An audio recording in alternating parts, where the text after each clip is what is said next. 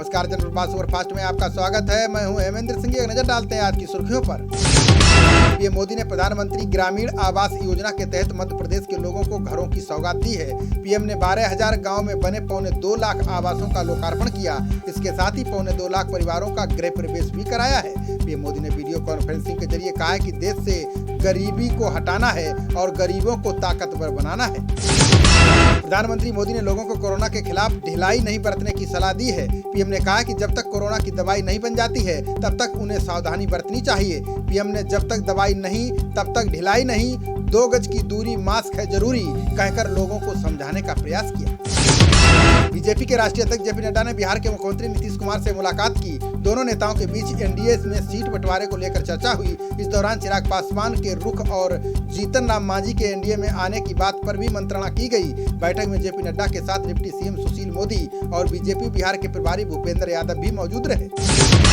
बिहार भाजपा कार्यालय में पार्टी अध्यक्ष जेपी नड्डा ने आत्मनिर्भर बिहार कार्यक्रम को संबोधित किया। जेपी नड्डा ने एक बार फिर दोहराया कि बिहार में नीतीश कुमार के नेतृत्व में भाजपा और लोजपा विधानसभा चुनाव लड़ेगी। इस दौरान जेपी नड्डा ने आत्मनिर्भर बिहार 2020 पोर्टल को लॉन्च किया। जेपी नड्डा ने प्रदेश कार्यालय से आत्मनिर्भर रथ को बिहार के सभी जिलों के लिए रवाना किया।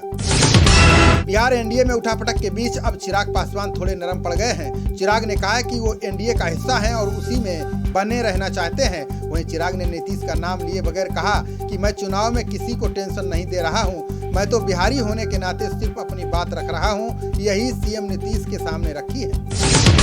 एनसीबी ने सुशांत सिंह मामले में सामने आए ड्रग्स एंगल को लेकर मुंबई और गोवा के लगभग 7 स्थानों पर छापेमारी की। इस मामले में कार्रवाई के अगले कदम को लेकर एनसीबी ने मुंबई स्थित कार्यालय में उच्च स्तरीय बैठक की। आपको बता दें कि रिया ने कथित तौर पर एनसीबी के सामने कबूल किया है कि अभिनेत्री सारा अली खान और रकुल प्रीत समेत कई लोगों ने नशीले पदार्थों का सेवन किया है। अरुणाचल से लापता हुए 5 युवकों को चीन की आर्मी ने भारतीय सेना को लौटा दिया है। सेना ने सभी औपचारिकताओं को पूरा करने के बाद आज टीबीटी में इन व्यक्तियों को ले लिया है। इन सभी को कोविड-19 प्रोटोकॉल के तहत 14 दिनों के लिए क्वारंटीन किया जाएगा और इसके बाद इन्हें परिवार के सदस्यों को सौंप दिया जाएगा। कंगना रनौत के ऑफिस तोड़ने और उन पर की जा रही कार्रवाई से अयोध्या के साधु संतों में खासा आक्रोश है। अयोध्या के संतों के साथ साथ विश्व हिंदू परिषद ने भी उद्धव सरकार पर हमला बोला है। उन्होंने ऐलान किया कि अगर उद्धव ठाकरे अयोध्या आते हैं तो एकजुट होकर उनको अयोध्या में न सिर्फ घुसने से रोका जाएगा बल्कि उनका कड़ा विरोध भी किया जाएगा। नागरिक उड्डयन मंत्री हरदीप सिंह पुरी ने बिहार वासियों को छठ का बड़ा तोहफा दिया है। हरदीप पुरी ने छठ से पहले दरभंगा से फ्लाइट सर्विस शुरू करने का ऐलान किया। उन्होंने एयरपोर्ट का दौरा कर बिहार सरकार और उड्डयन विभाग के अफसरों के साथ बैठक की। बैठक के बाद पुरी ने बताया है कि पीएम मोदी का ये सपना था कि मिथिलांचल से विमान सेवा शुरू हो। वास्तविक नियंत्रण रेखा पर चीन के साथ जारी गतिरोध के बीच वायुसेना के मध्य कमान प्रमुख एयर मार्शल राजेश कुमार ने उत्तराखंड के मुख्यमंत्री त्रिवेंद्र सिंह रावत से मुलाकात की है। उन्होंने सीमावर्ती इलाके में वायुसेना को अपनी गतिविधियों में मदद करने वाली सुविधाओं की व्यवस्था करने के लिए रावत से जमीन देने का अनुरोध किया। मध्य प्रदेश के सीएम शिवराज सिंह चौहान ने ग्वालियर में 125 करोड़ की लागत से विकास कार्यों का भूमि पूजन किया। इस मौके पर सीएम शिवराज ने कहा कि जनता के साथ बेईमानी करने वाली कमलनाथ सरकार को हमने गिराया था। मध्य प्रदेश की जनता की सेवा और हितों के लिए सरकार का तख्ता पलट करना बेहद जरूरी हो गया था। विदेश मंत्री एस जयशंकर ने कहा है कि अफगानी शांति प्रक्रिया के दौरान अफगानिस्तान की संप्रभुता और क्षेत्रीय अखंडता का सम्मान किया जाना चाहिए। दोहा में आयोजित वार्ता पर जयशंकर ने कहा कि शांति प्रक्रिया के तहत देश में मानवाधिकार और लोकतंत्र को प्रोत्साहित करें। उन्होंने कहा कि अल्पसंख्यकों, महिलाओं और कमजोर वर्गों के हितों को सुनिश्चित करें और देश में हिंसा को प्रभावी तरीके से नियंत्रित करें। बीएसएफ ने पंजाब में भारत पाक सीमा के रास्ते हथियारों की तस्करी का प्रयास नाकाम कर कई हथियार बरामद किए हैं। हथियारों की खेप को बॉर्डर के रास्ते भारत में पहुंचाने का प्रयास किया जा रहा है। तलाशी के दौरान बीएसएफ ने 3 AK-47, 6 मैगजीन, 2 M16 राइफल और 2 पिस्तौल समेत गोला बारूद बरामद किए हैं। यूपी के गाजीपुर में मुख्तार अंसारी और उसके परिजनों पर सरकार का शिकंजा कसता जा रहा है। करोड़ों रुपए की अनाधिकृत जमीन से कब्जा हटवाने के बाद प्रशासन ने अब उनकी पत्नी और सारे पर गैंगस्टर की कार्रवाई की है। इस संबंध में शहर कोतवाली में मामला दर्ज किया गया है। कार्रवाई के बाद परिजनों में हड़कंप मच गया है। कोरोना के बढ़ते मामलों के बीच भारत बायोटेक की दवा कोवैक्सीन से जुड़ी एक अच्छी खबर सामने आई है। भारत बायोटेक ने घोषणा की है कि कोवैक्सीन का जानवरों पर परीक्षण सफल रहा है। हैदराबाद स्थित फर्म ने ट्वीट किया है कि भारत बायोटेक गर्भ से कोवैक्सीन के पशु अध्ययन परिणामों की घोषणा करता है। मुंबई में रेजिडेंट डॉक्टरों ने प्रशासन द्वारा जारी किए सर्कुलर के खिलाफ काली पट्टी लगाकर विरोध जताया। नए सर्कुलर में जारी निर्देश के अनुसार कोरोना के मरीजों का इलाज कर रहे डॉक्टरों को केवल 1 दिन की ही छुट्टी मिलती है। आपको बता दें कि इससे पहले रेजिडेंट डॉक्टरों ने प्रशासन से मांग की थी कि 7 दिन काम करने के बाद उन्हें कम से कम 6 दिनों के लिए क्वारंटीन किया जाए। कोरोना को लेकर राहुल गांधी ने केंद्र सरकार पर भारत को मुसीबतों की खाई में धकेलने का आरोप लगाया है। राहुल ने कहा कि जीडीपी में 24% की ऐतिहासिक कमी आ गई और 12 करोड़ नौकरियां चली गईं। राहुल ने कहा कि कोरोना काल में लोग 15.5 लाख करोड़ के अतिरिक्त कर्ज में घिर गए हैं। राहुल गांधी ने कहा कि विश्व में कोरोना के सर्वाधिक दैनिक मामले भारत में आ रहे हैं। विदेश राज्य मंत्री बी मुरलीधरन ने 27वें आसियान क्षेत्रीय मंच में हिस्सा लिया। इस दौरान उन्होंने नौबहन सुरक्षा, आतंकवाद से निपटने और कोरोना से निपटने के संदर्भ में भारतीय नजरिए को साझा किया। मुरलीधरन ने कहा कि भारत बंदरगाह सुरक्षा और समुद्री कानून पर संयुक्त राष्ट्र के सम्मेलन को लेकर कार्यशालाओं की सह अध्यक्षता करेगा। हाईकोर्ट ने दिल्ली में कोरोना के मामले तेजी से बढ़ने के कारण प्रत्यक्ष सुनवाई करने वाली पीठों की संख्या घटा दी है। कोर्ट ने कहा कि अधिकतर वकील डिजिटल सुनवाई को ज्यादा पसंद कर रहे हैं। दिल्ली हाईकोर्ट के न्यायाधीशों की पूर्ण अदालत ने प्रत्यक्ष सुनवाई जारी रखने के विषय पर विचार विमर्श किया, जिसमें सुनवाई को पूरी तरह से बंद नहीं करने का फैसला किया। चीन और हांगकांग में काम कर रहे अमेरिका के राजनयिकों की गतिविधियों पर चीन ने नए प्रतिबंध की घोषणा की है। इस कदम को पिछले साल अमेरिका में चीन के राजनयिकों पर लगे इसी तरह के प्रतिबंध की प्रतिक्रिया के रूप में देखा जा रहा है। विदेश मंत्रालय ने बताया कि ये नियम बीजिंग में अमेरिकी दूतावास और पूरे चीन में स्थित वाणिज्य दूतावासों के वरिष्ठ राजनयिकों पर लागू होगा। UIDAI ने बच्चों के आधार कार्ड के लिए नई गाइडलाइंस जारी की हैं। अब नई गाइडलाइंस के अनुसार 5 साल और 15 साल की उम्र में आधार कार्ड अपडेट कराना जरूरी होगा। इस दौरान बच्चों के बायोमीट्रिक का अपडेशन किया जाएगा। इसके अलावा बच्चों से जुड़े कई और जरूरी अपडेट भी कराए जा सकते हैं। यूपी सरकार ने भ्रष्ट पुलिसकर्मियों को अनिवार्य सेवानिवृत्ति करने की कार्रवाई शुरू कर दी है। इसके लिए डीजीपी मुख्यालय ने पुलिस की सभी इकाइयों के प्रमुखों, आईजी रेंज और एडीजी जोन से सूची मांगी है। इसमें नकारा और भ्रष्ट पुलिस वालों का रिकॉर्ड मांगा गया है। इसके अलावा 50 वर्ष की उम्र पूरी कर चुके पुलिस कर्मियों की स्क्रीनिंग भी की जाएगी। पटना हाईकोर्ट परिसर में वकीलों के लिए बना नया भवन उनको सौंप दिया गया है। इसका उद्घाटन केंद्रीय कानून मंत्री रविशंकर प्रसाद ने किया। इस मौके पर पटना हाईकोर्ट के चीफ जस्टिस संजय करोल सहित अन्य जज मौजूद रहे। वहीं बार काउंसिल ऑफ इंडिया के अध्यक्ष मनन कुमार मिश्रा ने वकीलों को नया भवन मिलने पर खुशी जाहिर की है।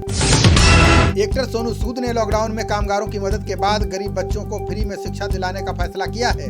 सोनू सूद ने कहा है कि वो अपनी मां सरोज के नाम पर एक स्पेशल स्कॉलरशिप प्रोग्राम शुरू करने जा रहे हैं। इसके तहत उन गरीब बच्चों को स्कॉलरशिप दी जाएगी जो अपनी पढ़ाई का खर्चा नहीं उठा पाते हैं।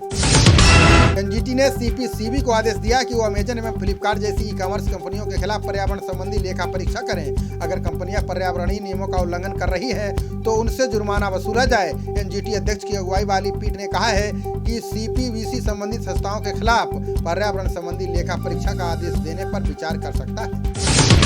एनडीए का हिस्सा बनी निषाद पार्टी बगावत पर उतर आई है। प्रदेश अध्यक्ष रविंद्र निषाद ने आरक्षण को लेकर गोरखपुर से बीजेपी सांसद रवि किशन के आवास का घेराव किया। निषाद ने कहा कि 15 सितंबर को डीएम के माध्यम से पीएम और सीएम योगी को ज्ञापन दिया जाएगा। इसके बाद 25 सितंबर को दिल्ली के जंतर मंतर पर विशाल प्रदर्शन होगा। कोरोना वायरस पर चीन की महिला वायरोलॉजिस्ट डॉक्टर ली मेंग यान ने बड़ा दावा किया है। डॉक्टर ली ने अमेरिका में कहा है कि कोरोना एक मानव निर्मित वायरस है। इसको चीन की लैब में बनाया गया है। इसके लिए मेरे पास कई सबूत हैं। समय आने पर सबूतों के जरिए मानव निर्मित कोरोना वायरस होना साबित कर दूंगी। यूपी के अलीगढ़ में बदमाशों ने दिन दहाड़े ज्वेलर्स की दुकान में 40 लाख की लूट को अंजाम दिया है। इसमें बदमाशों ने सोने और चांदी के जेवरात असलहों के बल पर लूटे हैं। पुलिस ने बताया कि बदमाश दुकान में आए और सैनिटाइज के हाथों को साफ करने के बाद तमंचा दिखाकर जेवरात लूटकर फरार हो गए। जम्मू श्रीनगर राजमार्ग पर 4 लेन परियोजना का कार्य तेज करने के लिए अधिकारियों की विभिन्न टीमों का गठन किया गया है। आपको बता दें कि इस 270 किलोमीटर लंबे राजमार्ग को चौड़ा करने का काम 2011 में शुरू किया गया था। इसके अगले साल के अंत में पूरा होने की उम्मीद है। अधिकारियों ने बताया कि टीम का गठन इसलिए किया गया है ताकि निर्माण काम में आने वाली सभी रुकावटें दूर की जा सकें। दिल्ली एम्स में भर्ती पूर्व केंद्रीय मंत्री रघुवंश प्रसाद सिंह की स्थिति बिगड़ गई है, जिसके बाद उन्हें एम्स में वेंटिलेटर पर रखा गया है। कोरोना संक्रमण के बाद की कुछ दिक्कतों को लेकर एम्स में भर्ती कराया गया था। आपको बता दें कि रघुवंश प्रसाद सिंह ने बृहस्पतिवार को राजद की प्राथमिक सदस्यता से इस्तीफा दे दिया था। बसपा प्रमुख मायावती ने केंद्र और राज्य सरकारों से अपने शाही खर्चे में कटौती कर जनहित में बच्चों की स्कूल फीस माफ करने की अपील की है। मायावती ने कहा कि लॉकडाउन में बेरोजगारी और अभूतपूर्व संकट झेल रहे करोड़ों लोगों के सामने बच्चों की फीस जमा करने की बड़ी समस्या पैदा हो गई है, जो अब धरना प्रदर्शन आदि के रूप में सामने आ रही है, जिसके लिए उन्हें पुलिस के डंडे खाने पड़ रहे हैं, जो अति दुखद है। सचिन पायलट ने सीएम गहलोत को पत्र लिखा है। पत्र में कहा गया कि राज्य सरकार द्वारा निकाली गई भर्तियों में एमबीसी समाज को 5% आरक्षण नहीं दिया जा रहा है। साथ ही देवनारायण बोर्ड और देवनारायण योजना के कई विकास कार्य भी लगभग ठप पड़े हैं, जो बहुत ही पीड़ादायक हैं। ऐसे में इन पर शीघ्र कार्रवाई की जाए। पंजाब के मुख्यमंत्री कैप्टन अमरिंदर सिंह ने राज्य में स्मार्ट राशन कार्ड योजना की शुरुआत की है। इसके जरिए राज्य में 1.41 करोड़ लाभार्थियों को रियायती दरों पर खाद्यान्न उपलब्ध कराया जाएगा।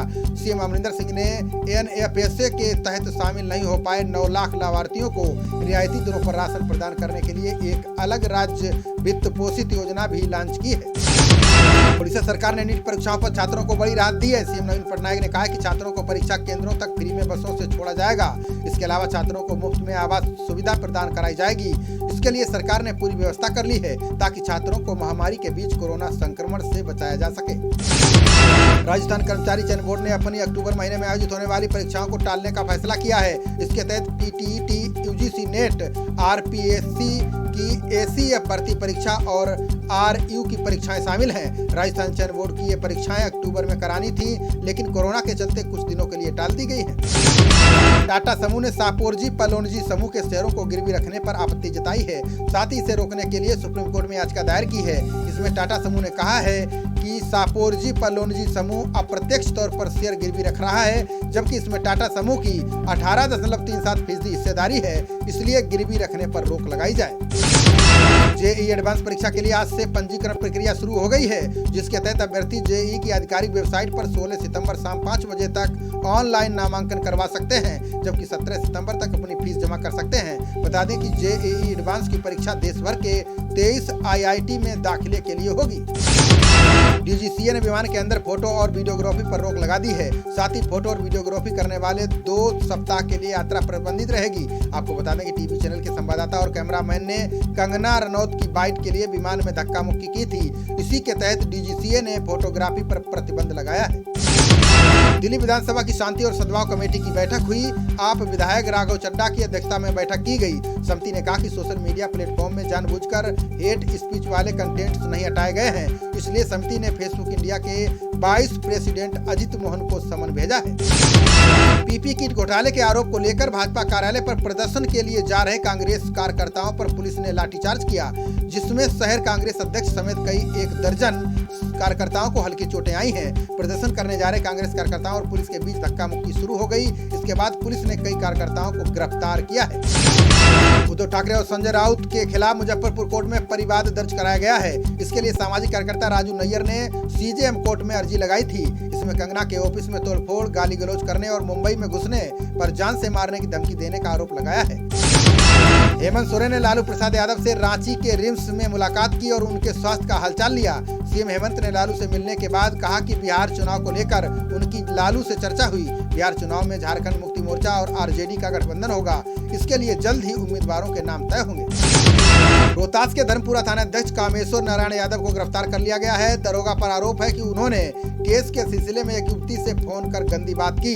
बताया जा रहा है कि ये मामला जब रोहतास के एसपी सत्यवीर सिंह तक पहुंचा तो उन्होंने मामले की जांच कराई। मामले की सत्यता सामने आते ही एसपी के निर्देश पर यह कार्रवाई की गई है। हरदोई से सफाई MLC doctor Rajpal Kashyap corona positive पाए गए हैं। राजपाल ने फेसबुक पेज के जरिए ये सूचना दी है। उन्होंने लिखा है कि शुरुआती लक्षण दिखने पर मैंने कोरोना टेस्ट करवाया। दुर्भाग्यवश जांच पॉजिटिव आई है। चिकित्सकों की परामर्श से होम आइसोलेशन में हूँ। जल्द ही आप लोगों के बीच लौटूंगा। तब तक आप सभी अपना ख्याल रखें। नोएडा में बदमाशों और पुलिस के बीच मुठभेड़ हो गई। पुलिस को सूचना मिली कि सुबह एक्सप्रेसवे के पास रायपुर में 4 बदमाश एटीएम मशीन काट रहे हैं, जिसके बाद पुलिस मौके पर पहुंची। इस दौरान पुलिस ने बदमाशों को घेर लिया। बदमाश मौके से भागने लगे। जवाबी फायरिंग में इनमें से एक बदमाश घायल हो गया, बाकी 3 भागने में सफल रहे। रामपुर में घरवालों के खिलाफ जाकर लव मैरिज करना दंपत्ति को भारी पड़ गया है। युवती ने आरोप लगाया है कि पिता और भाई ने उनके घर पर फायरिंग की है। घायल दंपत्ति को इलाज के लिए जिला अस्पताल में भर्ती कराया गया है। स्थानीय पुलिस मामले की जांच कर रही है। आरसीबी के कप्तान विराट कोहली अपने टीम की तैयारियों से बेहद खुश हैं। उनका मानना है कि आईपीएल के लिए उनकी टीम की तैयारी बेहतर चल रही है। उन्होंने कहा कि 5 महीने के ब्रेक के बाद जब यूएई में हमने ट्रेनिंग शुरू की तो शुरू में परेशानी हुई। उन्होंने कहा कि अब टीम लय हासिल करने के करीब है। हर खिलाड़ी बेहतर महसूस कर रहा है। पाकिस्तान के पूर्व तेज गेंदबाज शोएब अख्तर ने भारतीय टीम के कप्तान विराट कोहली की जमकर तारीफ की है। उन्होंने कहा कि आज से 10 साल पहले विराट मेरे जैसे ही बिगड़ेल खिलाड़ी थे, लेकिन टीम मैनेजमेंट के सपोर्ट के चलते अब वे बड़े खिलाड़ी बन गए हैं। अख्तर ने कहा है कि आज विराट बिल्कुल अलग लेवल पर पहुंच गए हैं। लंका प्रीमियर लीग की 1 अक्टूबर को होने वाली नीलामी में गेल, मुनाफ पटेल समेत 150 इंटरनेशनल खिलाड़ी शामिल होंगे, जिसमें हर फ्रेंचाइजी 6 विदेशी खिलाड़ियों को खरीदने की अनुमति होगी। लंका प्रीमियर लीग का पहला सीजन 14 नवंबर से 6 दिसंबर के बीच खेला जाएगा। इसमें Vivian Richards, Brian Lara, Wasim Akram और शोएब अख्तर मेंटर के तौर पर शामिल होंगे। इंग्लैंड के खिलाफ दूसरे एकदिवसीय में ऑस्ट्रेलियाई बल्लेबाज स्टीव स्मिथ के खेलने पर सस्पेंस बना हुआ है। उन्हें बृहस्पतिवार को प्रैक्टिस सेशन के दौरान सिर में गेंद लगी थी। इसी चोट के कारण उन्हें एहतियातन शुक्रवार को सीरीज के पहले वनडे में नहीं खिलाया गया। कप्तान एरन फिंच ने कहा है कि आज उनकी फिर से जांच की जाएगी। इसके बाद दूसरे वनडे में उनके खेलने पर अंतिम फैसला लिया जाएगा। खबरों का सिलसिला जारी रहेगा। देखते रहिए जनप्रवाद। नमस्कार।